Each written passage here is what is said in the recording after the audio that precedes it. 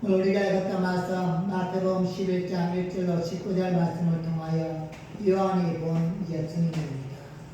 과연 세례 요한은 예수님을 어떻게 보았을까? 우리는 예수님을 어떻게 보고 계십니까? 이렇게 또한 본다는 게 아주 중요한 것입니다. 사람들은 이 땅에 살면서 자기 나름대로의 가치와 기준이 있습니다.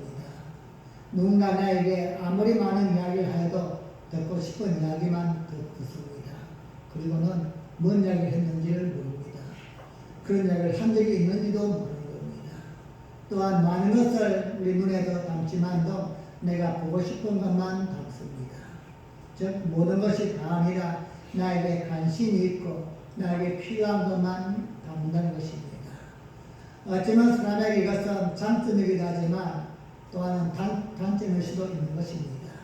모두가 다 보는 것을 똑같이 볼 수 있어야만 되는데 그렇지 못하다. 이건 좀 정상적인 눈이 아닐 수 있기 때문입니다. 또한 모든 소리를 다 듣고 이해해야만 되는데 그 소리를 다 듣지 못한다.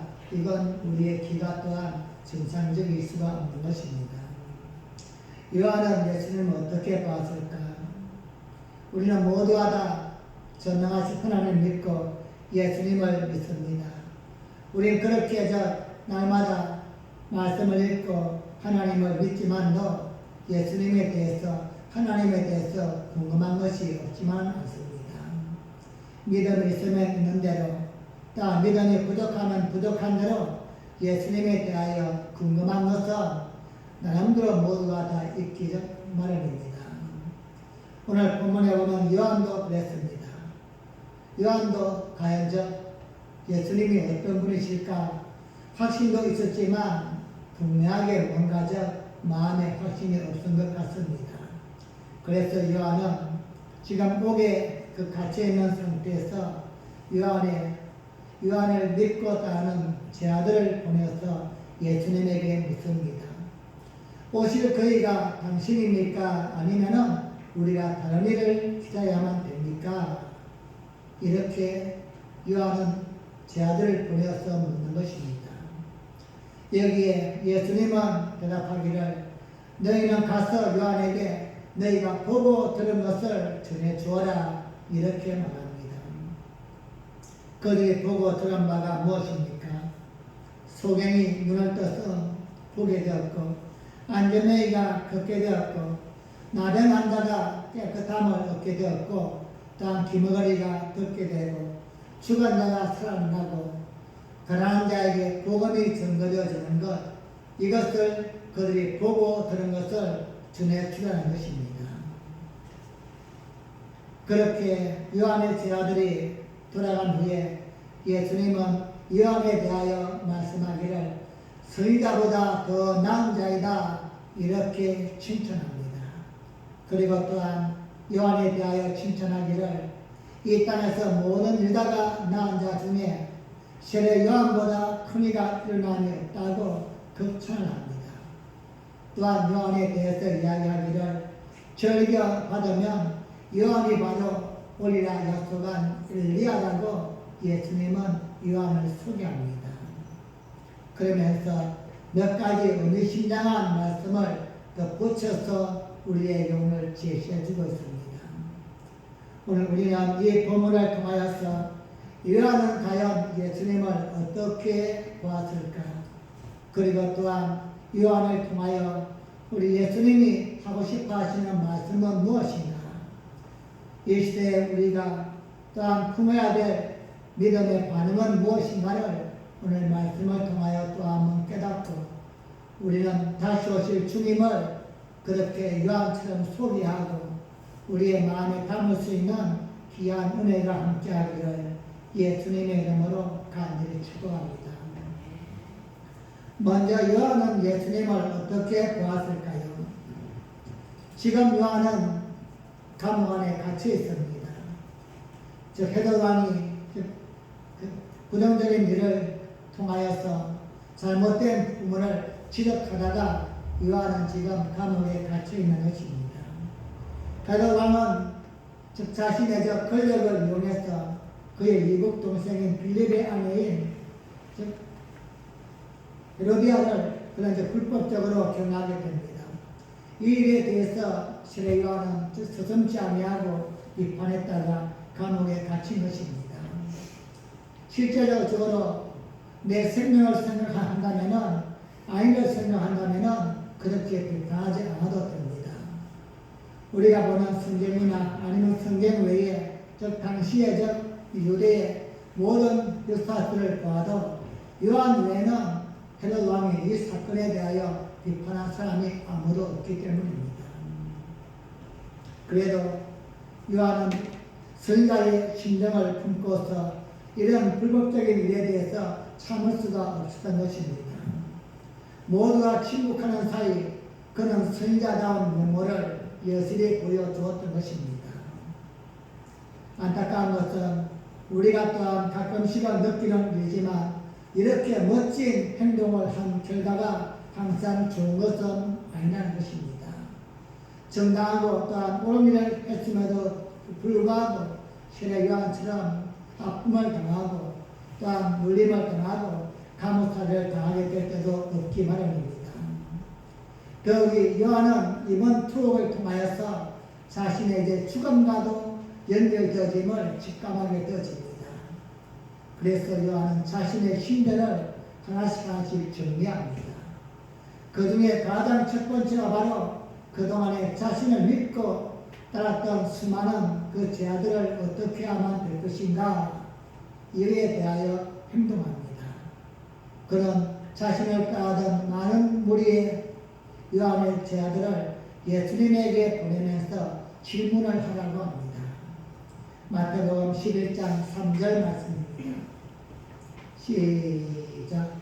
예수께 여짜오되 오실 그이가 당신이 오니까 우리가 다른 일을 기다리오리까. 아멘. 왜 요한은 이러한 질문을 하라고 했을까?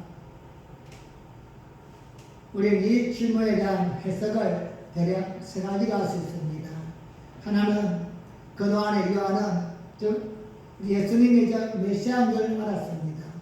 그래서 그에게 나와서 세례를 받을 때도 세례를 베풀고서 이제는 메시아 사역을 할 줄 알았는데 세례까지도 받은 예수님께서 그 이후에 별다른 액션을 취하지 않자 의구심을 품었다는 것입니다.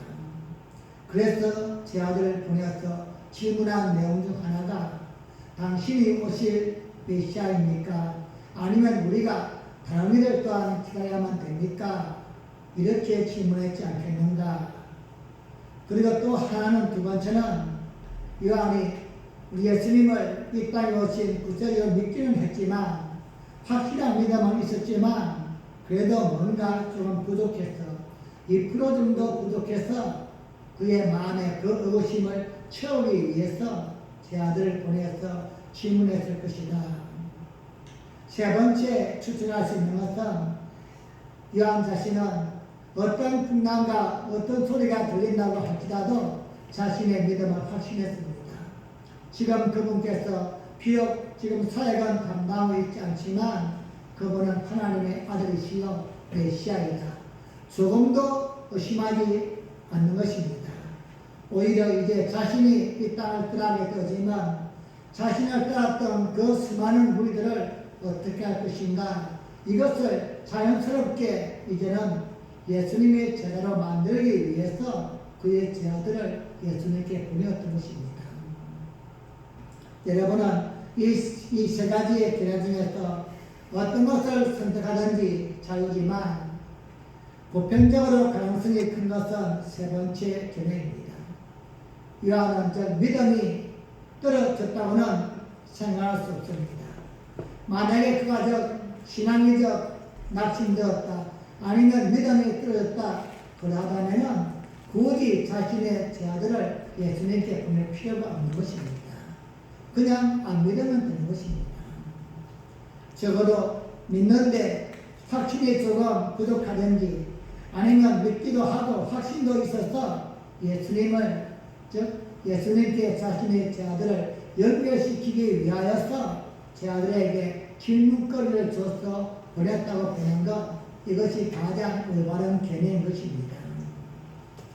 사랑하는 여러분, 우리는 이 본문에서 무엇보다도 요한이 제 아들을 예수님께 보냈다는 사실을 우리는 기억해야만 됩니다. 그리고는 그에게 묻고 있는 것입니다. 정말로 이 땅에 오시리가 당신입니까? 아니면 우리가 다른 일을 기다려야만 됩니까? 만약에 요한이 지금 자신이 자유로운 몸이라면 자신이 직접 제 아들을 데리고 갔을 것입니다. 그런데 감옥에 있기 때문에 부득불 제 아들만 보낼 수밖에 없습니다. 사랑하는 여러분, 우리가 의심 없이 또한 흔들리지 아니하고 예수님을 믿는 것, 이거 아주 중요합니다. 하지만 우리는 때때로는 미약하고 갈등하고 고민도 있다 보니 의심하게 되어지고 흔들리게 될 때가 있습니다. 일할 때 어떻게 하면 될 것인가? 오늘 요한은 우리에게 그 길을 보여주고 있는 것입니다. 요한의 경우에 정확히 그의 의도가 무엇인지는 알 수 없지만 그러나 어떤 상황이라 할지라도 믿음이 떨어졌든지 아니면 의심과 갈등이 있든지 문제가 생겼든지 어떤 경우라고 할지라도 그의 요한의 많은 제자들을 예수님께 보내고 있다는 사실, 그리고 묻고 있다는 사실이 중요하다는 것입니다. 믿기는 확실히 믿지만도 가끔씩은 우리에게 고민과 아픔이 올 때 있습니다. 내가 지금 제대로 믿는 것이 옳은 것일까? 아니면 내가 이렇게 지금 믿는 것이 올바른 것일까? 때로는 우리 앞에 불어오는 작은 풍랑과 그런 아픔 속에서 갈등하고 고민할 수도 있습니다. 그럴 때 오늘 요한이 했던 모습을 우리는 기억해야만 합니다. 우리에게 중요한 것은 지금 마음의 상태가 어떠하든지 우리의 환경과 조건이 어떠하든지 일단은 예수님께 나와서 물어야만 된다는 것입니다. 예수님, 당신이 정말로 오실 그분입니까? 아니면 우리가 다른 일을 기다려야만 됩니까? 지금 나의 상태가 이렇고 나의 믿음의 환경 조건이 이러한데 내가 지금 믿는 것이 어떻게 하면 됩니까? 예수님께 묻는 것이 우선적이라는 것입니다. 예수님은 당신에게 나온 자를 외면하거나 멸시하지 않는 분이십니다. 어떤 모습으로 어떤 상태로 나온다 할지라도 예수님은 우리를 받아주시고 해답을 주시는 분이십니다. 많은 우리 믿음의 사람들이 아픔과 실망과 절망을 당할 때에 요한처럼 행동하지 못함을 우리는 안타깝게 생각해야만 됩니다. 그저 자신의 생각으로서 자신의 판단으로서 모든 것을 결정해버립니다. 이제는 끝났다고서, 이제는 더 이상 희망이 없다고서, 내가 그동안 열심히 믿었고 숨겼지만 이제는 모든 것이 끝났다고 생각합니다. 요한은 자신은 감옥에 갇혀있고 이제 언제 죽을지 모르는 그러한 상황에서 요한이 했던 행동은 예수님께 제 아들을 보내서 묻는 것입니다. 어떻게 해야만 되겠습니까? 사랑하는 여러분, 여러분의 마음속에 여러분의 삶의 둥기와 또한 울타리 속에 문제가 생길 때에 예수님께 나올 수 있기를 바랍니다. 그리고 물을 수 있기를 바랍니다. 예수님, 도대체 내가 언제까지 인내해야만 됩니까? 이유가 무엇입니까? 예수님께 물어야만 됩니다. 우리는 약한 존재이기 때문에 필요할 때마다 예수님께 나와서 묻는 것이 필요합니다. 확고한 믿음이 있어야만 예배를 드리고 기도하고 예수님께 나가는 것이 절대 아닙니다. 어쩌면 내가 믿음이 없기 때문에 더 내가 좀 어렵고 힘들기 때문에 더더욱 예수님께 나와서 물어야만 되고 예수님께 손을 들어야만 되는 것입니다. 우리에게 아픔이 없다면 여러분 어쩌면 기도할 필요가 없을 것입니다. 하지만 나에게 상처가 있고 문제가 있기 때문에 예수님께 나와서 예수님 도와주세요, 고쳐주세요, 해답을 주세요, 이렇게 예수님께 나와서 찾을 때에 예수님은 우리에게 또 한 번 새로운 길을 열어주신 줄 믿습니다. 12해 동안에 헬라병을 앓던 여인을 기억하십니까? 그 상황을 생각하면 모든 것을 다 잃어버린 상황입니다. 12년 동안 병원을 찾다 보니 돈과 시간도 다 지쳐버렸습니다. 하지만 병은 진전되지 않습니다. 또한 율법에 의하면 이런 경우 부정한 유인하고 사람과도 만날 수 없고 예배 장소도 나갈 수 없고 사회생활도 할 수 없는 버림받은 자입니다. 그렇다고 포기해야만 됩니까?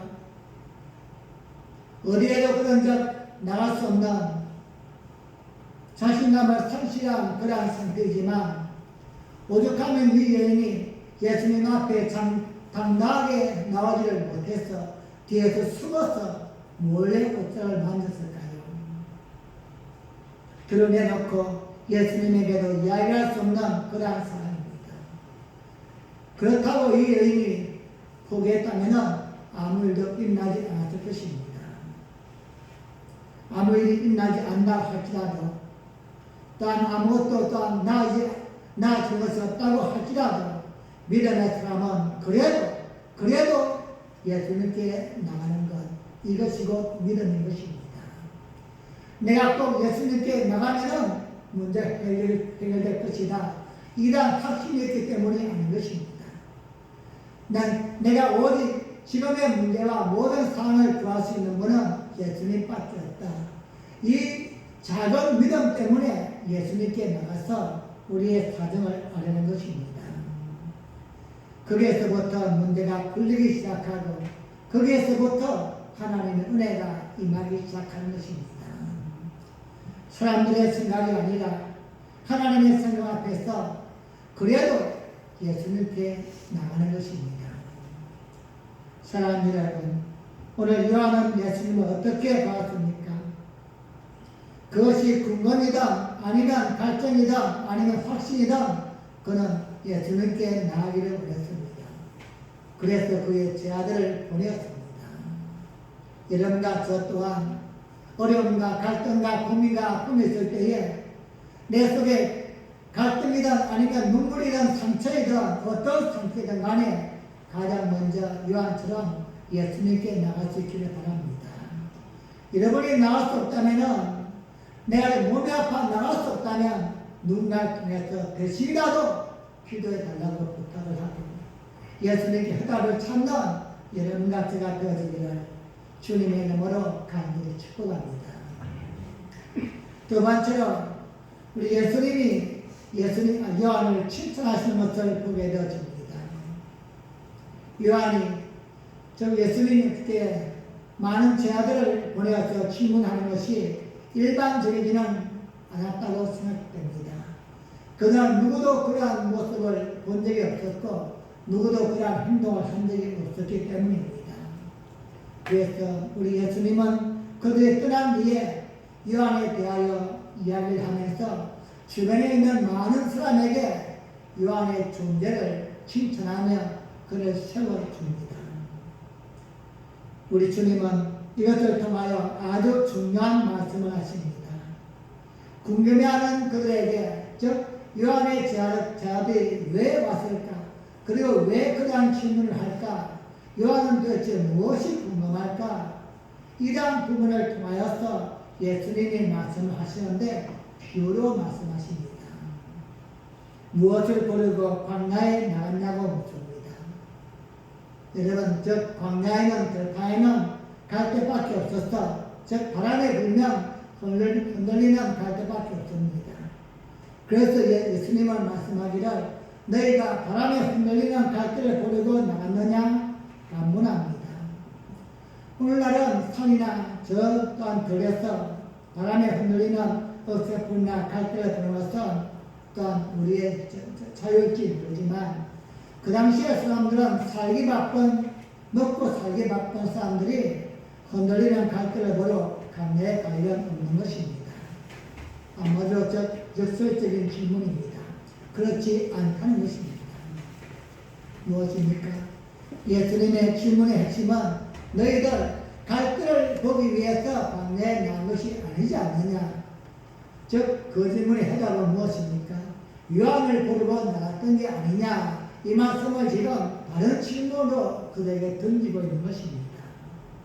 그리고 이러한 질문을 다양하게 뉘어쳐야 하십니다. 즉 부드러운 옷을 입은 사람을 부르고 갔느냐? 그럴 리 없다는 식으로서 부드러운 옷을 입은 사람은 왕궁에 있다 말씀합니다. 그러면서 예수님은 선지자에게 집중시킵니다. 그러면 선지자를 보러 나온 것이냐? 그렇습니다. 요한이 외치는 소리를 들으면서 사람들은 훌륭한 선지자가 나타났다고 알았습니다. 그리고 그의 중요한 메시지를 듣기 위해서 그들은 광야에 나갔던 것입니다.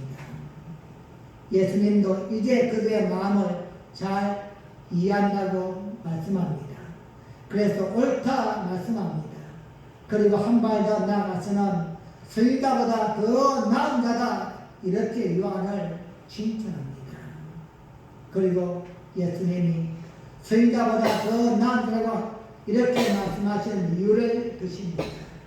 기록된 바, 즉 구약에서 이미 기록된 그 자가 바로 세례 요한임을 많은 사람들에게 확신시켜 줍니다. 마태복음 11장 10절 말씀입니다. 시작. 기록된 바 보라 내가 내 사도를 내 앞에 보내노니 저가 내 길을 내 앞에 예비하리라 하신 것이 이 사람에 대한 말씀입니다. 아멘. 예수님은 저 구약 성경에 있는 말라기 3장 1절 말씀을 인용해서 요한이 결코 하찮은 사람이 아님을 그들에게 소개합니다.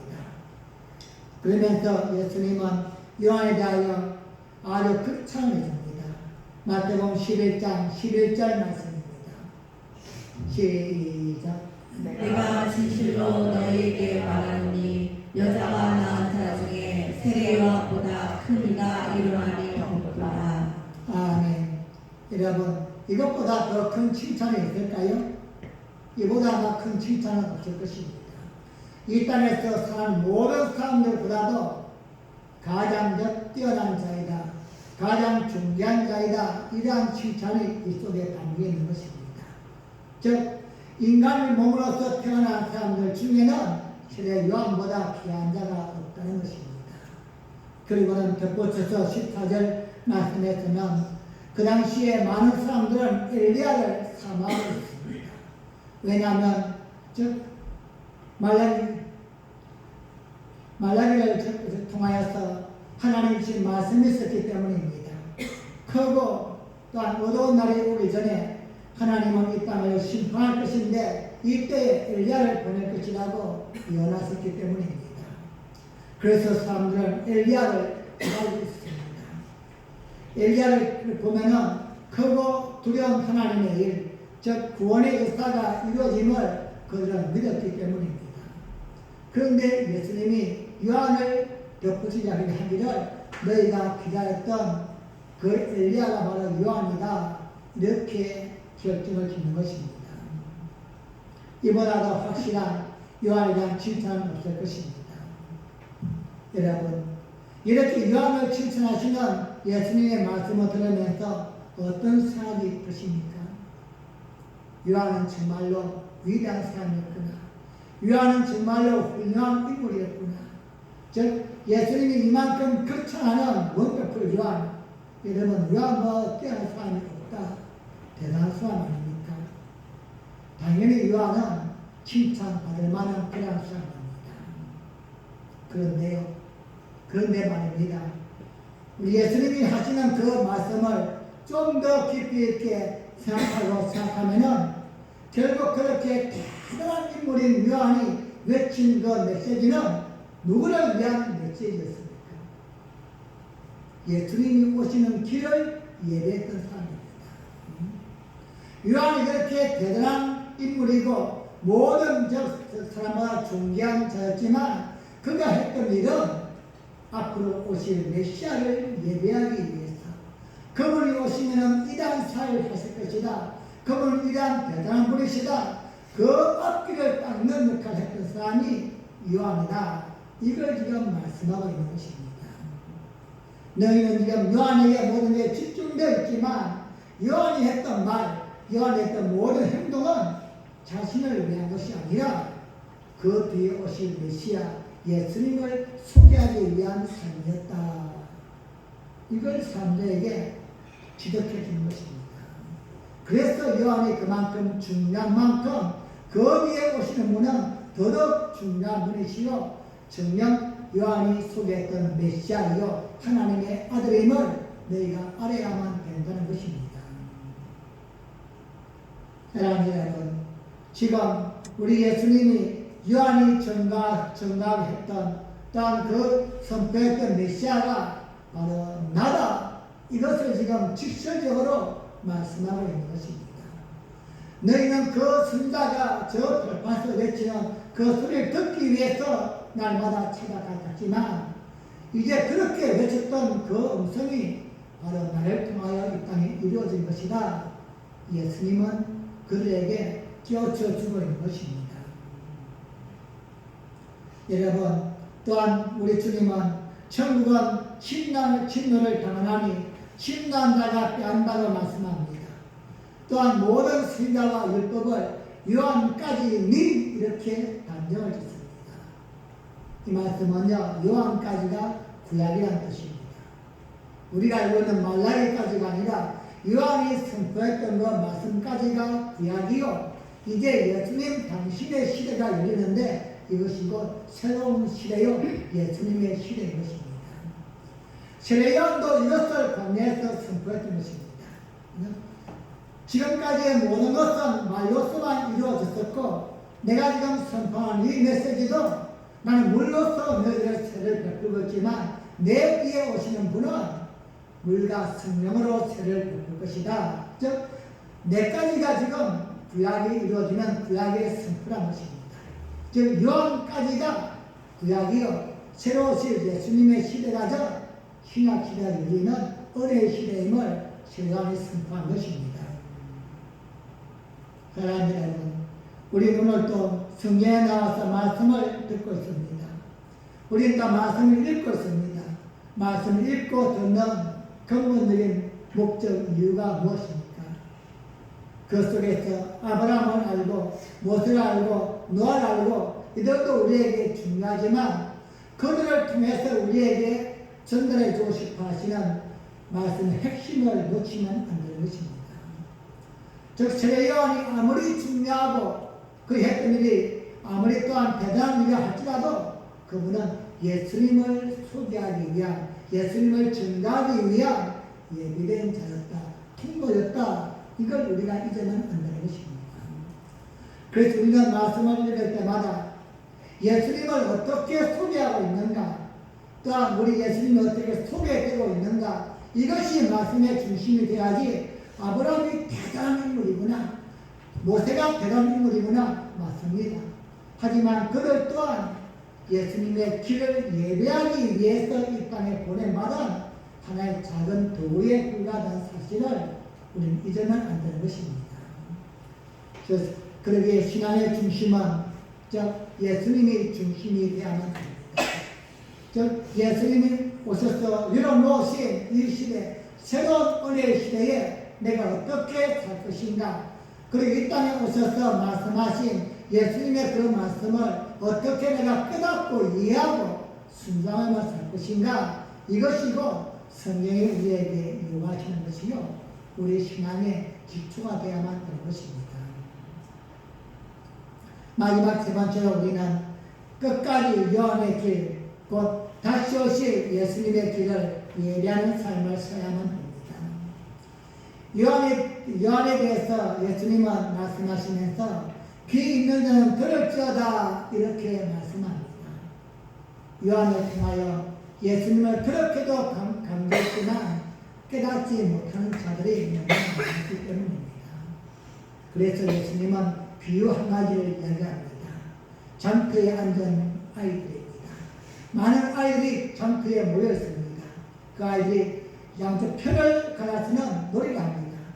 한쪽에서는 피리를 불면은 이쪽에서는 춤을 추고 노래를 부르고 또 한쪽에서는 곡을 하면은 눈물을 흘리고 이러한 놀이를 하는데 어찌된 하는지 피리를 불어도 춤추지 아니하고 곡을 하여도 눈물 흘리지 아니하고 이러한 예를 예수님이 들어주시는 것입니다.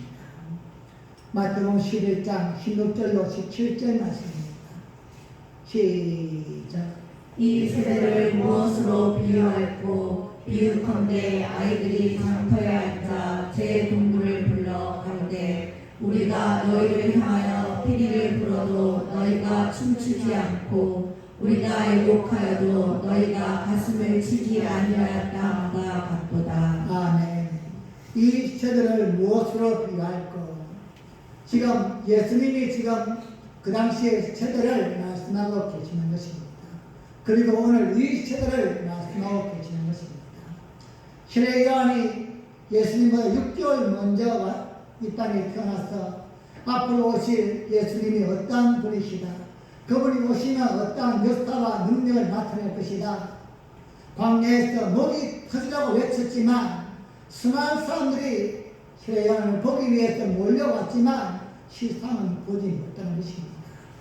그 소리만 들었지 요한만 보았지 예수님에 대해서는 알지 못하는 것입니다. 그리고 이제 그 말씀을 오늘 이 시대에 예수님을 말씀하고 계시는 것입니다. 신의 요한이 직접 말씀하기를 요한이 와서 먹지도 않고 마시지도 아니하니까 귀신 들려서 그렇구나. 사람들은 그렇게 이야기했습니다. 또한 우리 주님이 오셔서 죄인들과 함께 먹고 또 마시니까 먹기를 참하는 자, 술을 즐기는 자, 죄인들의 친구라면서 거부했다는 것입니다. 문제는 이것이 예수님 당시의 사안이라면 좋겠지만 오늘날도 똑같은 사안이라는 것입니다. 예수님의 말씀을 이렇게 전하고 저렇게 전달하지만 듣지 못하고 깨닫지 못하는 자들을 향하여 예수님은 지금 안타까워하고 있다는 것입니다. 이들의 죄를 악한 세대라고 말씀합니다. 아예 귀를 막고 눈을 감아버린 그러한 세대이기 때문입니다. 보여줘도 보지 못하고 들려줘도 듣지 못하는 그러한 세대이기 때문입니다. 뻔히 보이는데도 보지 못합니다. 들리는데도 듣지 못하는 이러한 세대이기 때문입니다. 사랑하는 여러분, 우리 이 본문의 말씀을 보면서 무엇을 깨닫습니까? 이 말씀은 불신자들만이 문제라면 다행이지만 예수님을 알지 못하고 듣지 못한 우리가 상관이 없는 그들에게 주시는 말씀이라면 상관이 없겠지만 성경은 구원받은 자에게 주시는 책임을 잊지 말아야만 됩니다. 유대인에게 진 책이요 믿음의 삶을 주신 하나님의 경고의 책이기 때문입니다. 이미 예수님 피로써 구원받은 믿음의 신들을 맞아도 들어도 듣지 못하고 보아도 깨닫지 못하는 이 시대의 안타까움을 예수님은 지금 안타까워하고 있는 것입니다. 때로는 말씀만이 아니라 삶의 중지한 발을 통하여서 눈물을 흘리게 하고 아픔을 줘도 사실은 깨닫지 못합니다. 이미 영적 문둥병에 걸려있기 때문인 것입니다. 여러분, 병 중에 가장 무서운 병이요 암이 아니라 저는 문둥병이라고 생각합니다. 문둥병에 걸리면은 제 살이 썩어서 떨어져 나가지만 고통이 없는 거예요. 고통이 없다 보니까 코가 떨어져 나가고 귀가 떨어져 나가도 알지 못하는 겁니다. 하나님의 말씀 앞에서 우리의 삶이 망가지고 깨어지고 하나님의 말씀이 들리지 않아도 깨닫지 못하는 것, 이 우리는 영적 문둥병에 걸려있지 않는가. 우리는 이제 다시 한번 말씀을 듣고 깨닫는 지혜가 있기를 간절히 구해야만 할 것입니다. 요한이 그렇게도 우리에게 알려주고 싶었던 것, 예수님은 메시아입니다. 그리고 그 이후에 수많은 우리의 믿음의 선배들이 하나님이 이 땅에 독생자 예수님을 보내시사 우리를 살리기 위하여 구원하기 위하여 십자가에서 돌아가신 분이십니다. 이제는 그분을 믿고서 주시는 말씀에 순종하며 사는 것이 이 땅에서의 행복이요 영원한 축복임을 말씀하지만 우리는 듣지 못합니다. 듣지만 깨닫지 못하는 것입니다. 보여줘도 알지 못하는 것입니다. 마치 시대 요한 시대의 사람들처럼 광야에서 수많은 군중들이 모였지만 그들이 본 것은 세례 요한밖에 없는 겁니다. 무엇을 입었는가? 약배 트옷을 입었구나. 무엇을 먹는가? 수청을 먹고 있구나. 이것만 보았지 예수님을 통해서 예수님을 소개하고 있는 그 말씀에는 관심을 두지 못했기 때문입니다. 사랑하는 여러분, 먼저 여러분과 제가 예수님을 제대로 보아야만 됩니다. 오늘도 성경은 우리에게 예수님을 보여주고 있습니다.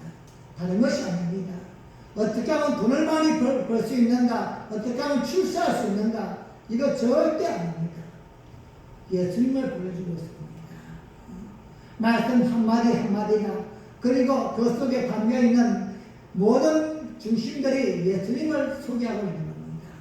우리 말씀을 들을 때마다 말씀을 읽을 때마다 예수님을 보아야만 되고 예수님을 느껴야만 됩니다. 이것이 없다면 성경을 읽을 이유가 없습니다. 성경을 들을 필요도 없습니다. 그냥 나에게 듣기 좋은 소리로 끝날 수밖에 없습니다. 세례 요한이 본 예수님은 새로운 시대를 여는 메시아였습니다. 구약의 끝, 구약의 종말부를 찍고 종기부를 찍고 새로운 시대, 어려운 시대를 여는 메시아 그분임을 요한이 선포했듯이 우리 또한 이제 이 시대에 말씀을 듣고 말씀을 읽음으로써 먼저 우리가 알아야 될 것은 예수님은 이 땅에 인류를 구원하기 위해 오신 독생자 하나님의 아들이시다. 이걸 먼저 보고 알아야만 됩니다. 그리고 한 걸음 더 나아가서는 그분을 증거해야만 되는 것입니다. 요한처럼 말입니다. 내 자신을 보이는 게 아니라 몰려오는 사람들에게 주변의 사람에게 우리는 예수님의 길을 예비하는 자이다. 다시 오실 예수님 그분은 다시 오시게 될 것인데 그때는 온 우리를 심판하러 오시는 분이시다. 그분을 우리가 소개하고 증거해야 될 이것이 우리의 마지막 사명인 줄 믿습니다. 사랑하는 여러분, 말씀을 맺겠습니다. 요한이 이 땅에 살면서 그가 마지막으로 한 일은 그의 제 아들을 예수님께 보내기 위해서입니다. 이렇게 우리 또한 자신의 할 일을 끝까지 하면 되는 것입니다. 낭망할 일이 있어도 예수님께 나가면 됩니다. 의심이 있어도 예수님께 나가면 됩니다. 그리고 우리는 예수님을 제대로 보아야만 됩니다. 예배를 통해 말씀을 통해 결국은 예수님을 바로 볼 수 있는 눈이 열려야만 됩니다. 그리고 세상이 반응하든지 반응하지 않든지 이런 것처럼 예수님의 다시 오심을 그 길을 예배하고 선포하는 사명자임을 잊지 마시기 바랍니다. 요한이 마지막까지도 이 땅에 오시는 그 주님을 전하기 위해서 살았듯이 우리 또한 우리의 삶의 가치와 목적은 이 땅이 아니라 다시 오실 예수님을 전하는 삶을 잊지 마시고 모든 시간들 속에서 모든 사건들 속에서 예수님의 길을 준비하는 예수님의 재림을 준비하며 살아가는 여러분과 저의 신앙이 되어지기를 예수님의 이름으로 간절히 축복합니다. 우리 함께 합심으로 기도하겠습니다. 하나님 아버지, 요한은 이 땅에 살면서 그의 삶이 끝나는 그날까지도 자신의 마지막 사명을 감당하기 위해서 최선을 다했습니다. 우리 또한 하나님의 은혜로 구원받고 이제 거룩한 성도가 되었습니다. 우리의 삶에 해야 될 일이 무엇입니까? 말씀을 읽고 듣고 말씀을 통하여서 먼저 예수님을 제대로 보아야만 됩니다.